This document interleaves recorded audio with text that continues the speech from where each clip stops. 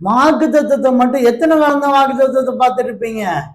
உங்களை குறிச்சான நோக்கம் செயல்கள் ஏகப்பட்டது இருக்கு. அப்ப அது யார் செய்வான்? உங்களை எல்லாமே யாரை கொண்டு ஆண்டு செய்ய போறாரு? உங்களை வச்சுதான் செய்வாரு. அப்ப நீங்க அதுக்கு இடம் கொடுக்கணும். நீங்க அடுத்த பகுதிக்கு போகணும். ஆண்டவர் எனக்கு ஆசீர்வதிக்கணும் இதே ஒப்பாரியே வச்சிடாங்க தயவு செய்து. ஆண்டவர் ஆசீர்வதிப்பார் உங்களை. அதுக்காக தான் அழைச்சிருக்காரு. கண்டிப்பா செய்வார். ஆண்டவர் 1000 மடங்கு ஆசீர்வாதத்தை இன்றைக்கு இல்ல என்றைக்குன்னா இப்போது இருக்கிறத பார்க்கிறோம். கண்டிப்பா இனி வரக்கூடிய நாட்களை நீங்க 1000 மடங்கு ஆசீர்வாதத்தினால் ஆண்டவர் நிறைப்பார். பரலோக ராஜ்யத்திலும் 1000 மடங்கு உங்களை ஆசீர்வதிப்பார். ஆனா நீங்க இருக்கிற இடத்த விட்டு நீங்க வெளியே, நீங்க அடுத்தடுத்து பிள்ளைகளுக்கு அப்படி மேல் படிப்புக்கு அடுத்தடுத்து பாக்குறீங்க. இது இல்லாட்ட இதை விட பெஸ்ட்.